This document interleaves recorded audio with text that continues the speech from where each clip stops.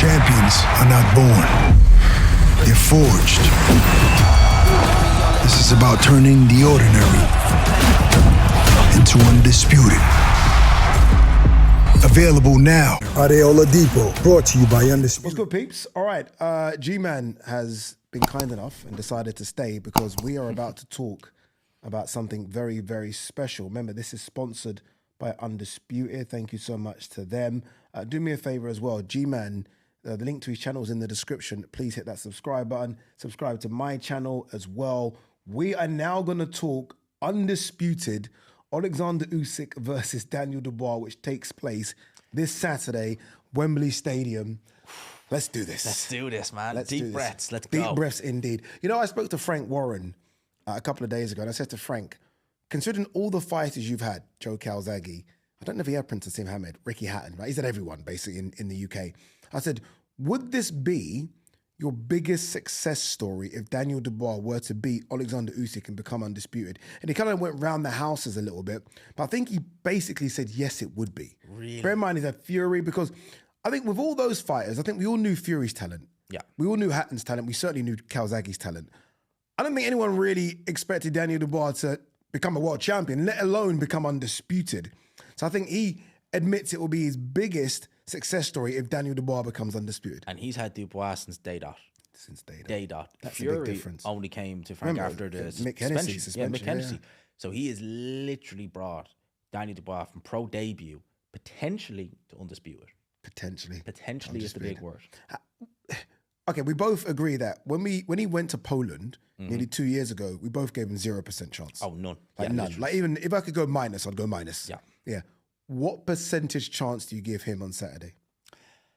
I've gone back and forth on this, right? At one stage, I had him probably as high as 40-45%. Whoa! At one stage, I would have had him as high as that. It's gone down a bit. I would still give him between a 25-30% chance. Okay. This is fascinating. I feel like I'm interviewing you now, which is good. Why has it gone down from 45 to 25? For the simple reason I think he's antagonized Usyk too much. He's pissed him off. He's basically, since the get-go. I think he's antagonized him too much. I think looking at this fight week and even looking at the face-off, I'm just like, mate, the last thing you want to do is motivate this guy any more than he already is. Yeah. Because we've seen what happens when people, the best thing you can do with Usyk is just say nothing at all. And he'll say nothing at all. Because then he'll just outbox you. When you've upset him, Marco Huck did it, didn't end well for him. Fury did it both times, didn't end well for him. It just don't do it. You don't need to motivate Usyk, especially now when you're talking about an aged fighter. It's like, you have a fighter who maybe is, maybe can I do that? Oh, he said what? I'm on it. Okay. That's not what you want to do. Daniel Dubois is most certainly the best Daniel Dubois we've ever seen right now. Yes. OLEKSANDR USYK, although physically I haven't seen a slip, he can't be the best version of himself at the moment at 38. Like, there's no way, like, just physically, there's no way he can be better than he was at 31. No, of course not. Yeah. That's not the case. There's no way. So he's slipped. He's definitely slipped. Yeah, okay, cool. But how much has he slipped? I mean, Has he slipped enough for Daniel Dubois to capitalize?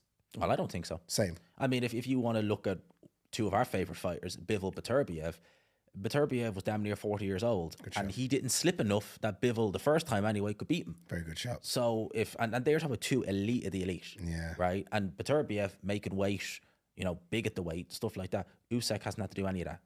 So we're looking and we're saying, well, Usyk, we're like, obviously other fighters are going to age differently, but it's like, when I look at other fighters around that bracket, it's like, well, they haven't done it, so what's to say it's the same for Usyk? Yeah, you're right. Like, I don't think Crawford slipped much. Crawford's You're not right. slipped There's certain elite athletes that clearly know how to look after themselves, whether it be no alcohol, sleeping at the right time, almost Bernard Hopkins-esque. Exactly that. Right? Where they can just go on and go on and go on and go on. And Usyk's had tough fights, but he's not been in wars. No, I say tough fights. I think he's had tough moments in fights, certainly, where there's been rounds, like in the first Fury fight, where you've looked at and thought, oh, he's going to have to turn it around. But he has turned it around. But I've never seen OLEKSANDR USYK in a position where I'm thinking, oh, I'm worried about you, you're shifting a lot of punishment. It's never really happened. So I'd say for 38, he's a well-preserved 38-year-old, and he lives this life like a monk. He even said to Darren, boxing is his oxygen. And you truly believe it. You truly believe it. Like, boxing, training, that lifestyle is his 24/7.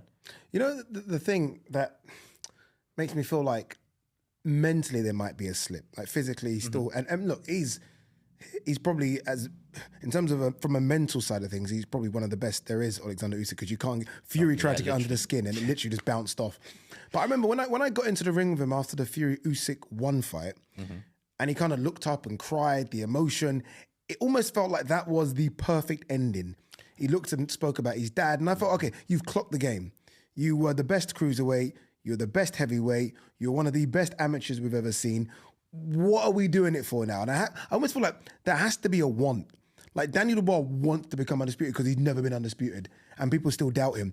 Usyk's become undisputed. Like, does it matter to become undisputed again? I mean, is that a big thing? I don't think it does. I think the fact that he's done it once and a heavyweight, the first in the 4-belt era, first in 25 years, you need to do it again. Yeah, like he's not going to cry in the ring. Like, see the way he cried in the ring for Fury 1.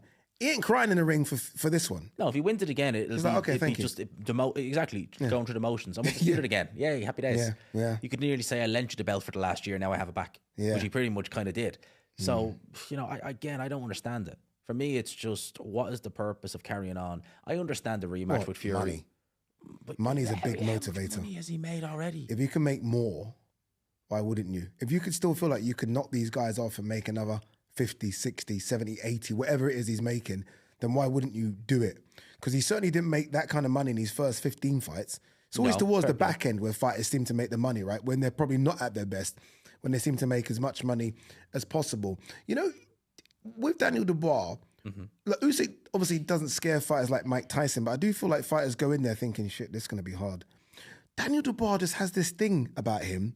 He's almost like a dog that wants to be let off the leash. Like, I genuinely think there is no fear with Daniel Dubois fighting anybody on planet Earth. Oh, I don't think there was ever fear with Daniel Dubois. Like, even the first Usyk fight. But I do think some fighters have fear when they fight Usyk. That I certainly feel AJ went into the second fight and it was very tentative until we started to get going. I only say this because we watched it. Certainly did in the first fight as well.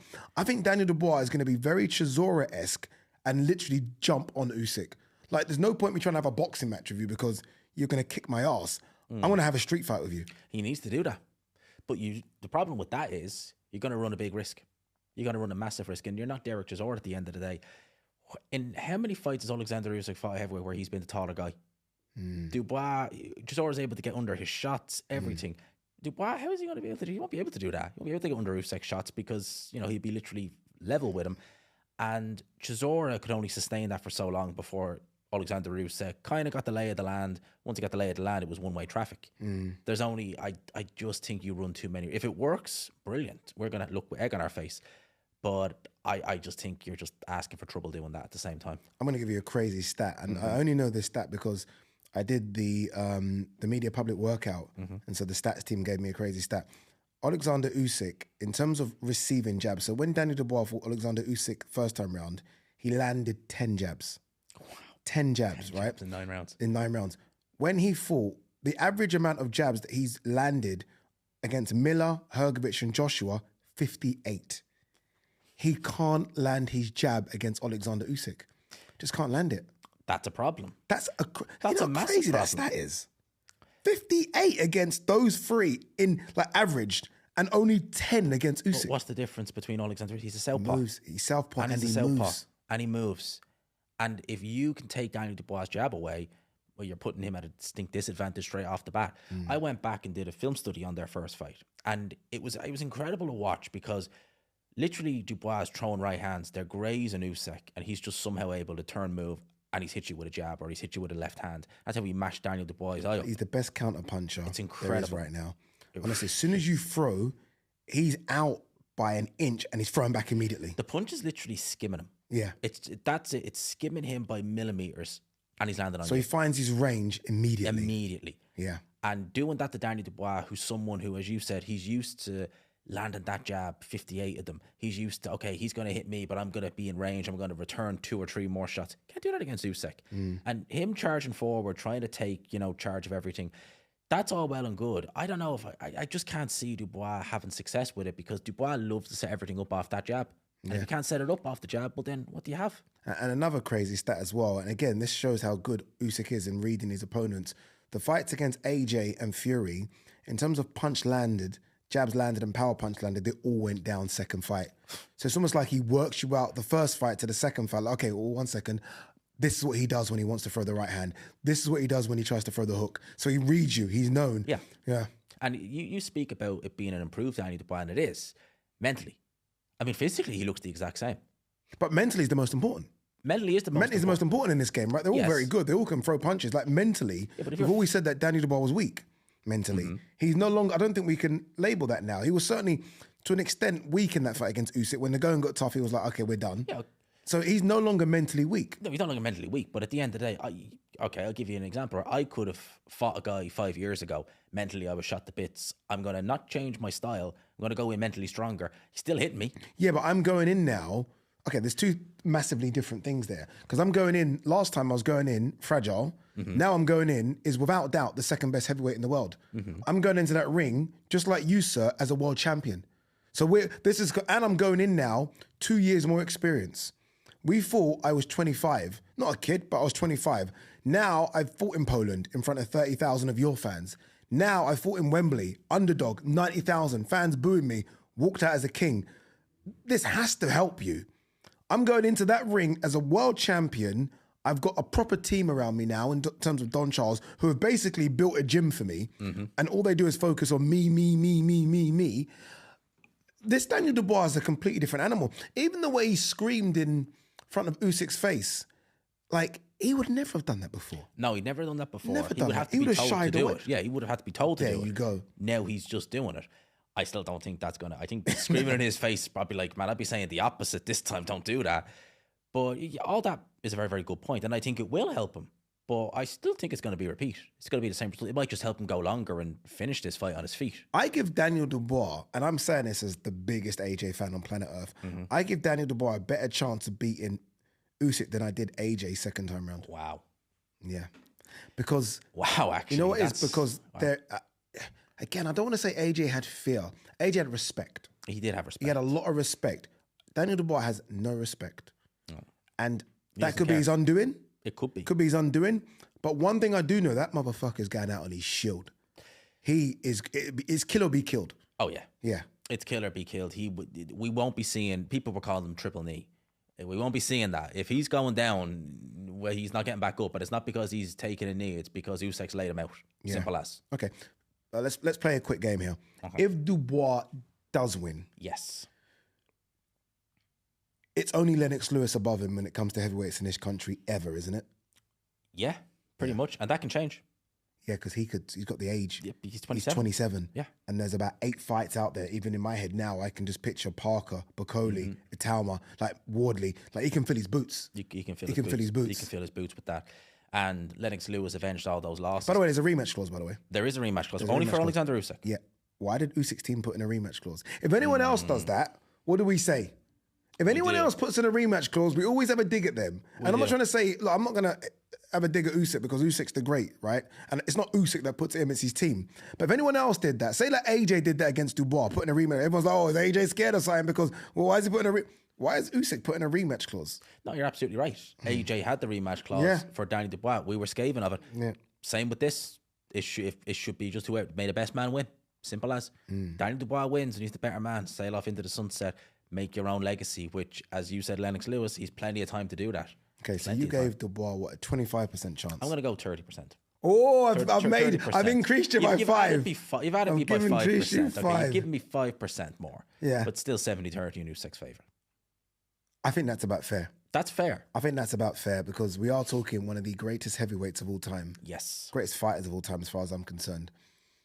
I think 30% might sound harsh to Dubois fans, but I think that's incredible odds. That's very You've good got odds. a 30% chance. Yeah. If he were to win, how is he winning? Can he beat Usyk on points? No, gotta chin him. I don't think he gotta could. chin him. You've got to chin him. I think if Fury couldn't beat him on points, and Fury's a much better boxer than By the way, Dubois, Usyk's never been down. never been down. Apart from that body shot, whatever it is, Loba, he's never hit the canvas. Nah, he's man, never- Usyk's winning this fight. Yeah, that's what This I mean. is too much. You just There's think too of it. much You're going on. thinking. Daniel Dubois has to be perfect. We seen AJ hit him with big right hands in the look back. Didn't do anything. And yet, Usyk was, feeling them, but there was no sign of legs even buckling. I think Dubois hits harder than AJ, So do I. But hard enough? but harder. I think Dubois hits harder than AJ. I don't think Usyk's been hit as hard by anyone that he will be hit on Saturday. Oh, now. Yeah, so we're talking Fury's not known as a big puncher. Nope. Chisora's more of a clubber, Yeah. you know. So yeah. Those shots will hurt from Chisora. Yeah, but they're not. Yeah, it will take a while. Yeah. Dubois has clearly got one punch KO power. I just can't. There's many things I can see. I can't even picture Usyk touching down. I can't picture Dubois with all the belts. No, I can't see that either. I can't see that. I can almost see Usyk doing that usual that he does. Usual, all I my can't belts. see. But I will say this, and I think this is very important. Let's go and we can end it here. I think this is very important. I will say this: if Dubois does beat Alexander Usyk, I don't want to hear anything about age. I don't want to hear anything about wear and tear. Alexander Usyk is one of the greatest heavyweights of all time. If Dubois beats him, we need to have a conversation about Daniel Dubois in this run. Because there can't be, and there shouldn't be, the kind of sort of Monday morning quarterback, I think Americans say it, when it's easy, because the games are played on Sunday, we wouldn't think that we knew what was going to happen on Monday, right? Yeah. After we've seen it. If Daniel Dubois beats him, he goes down as the second best heavyweight this country's ever produced. That's just fact. But I think both of us think he won't beat him. I'm going Usyk points. I'm going Usyk. Oh, no, sorry. I'll tell a lie. I'm going Usyk late stoppage. Really? Yeah, I'm going Usyk to really go through the gears. I think Dubois will survive this time. He'll go the distance. And yes, I agree wholeheartedly what you said. If Dubois wins, it's a big if, massive if. Yeah, he gets all the credit in the world from me as well. Because you're talking about a guy who a year ago was undisputed. You might slide a bit in a year, but not that much. Yeah, 90,000 at Wembley, including yours truly. I am presenting it alongside Kate Abdo. Lennox Lewis with us as well. Oh, Lennox Lewis, the man. We only mentioned him there. Lennox Lewis is with it. Carl Frampton, it's a whole team. But guys, thank you so much, as always, for tuning in to this very impromptu, very random Ade Gman. No doubt we're going to do our own videos on it as well. Yes, we will be. But I think you know which way we're going. We'll see you in another one. Champions are not born. They're forged. This is about turning the ordinary into undisputed. Available now. Ade Oladipo, brought to you by Undisputed.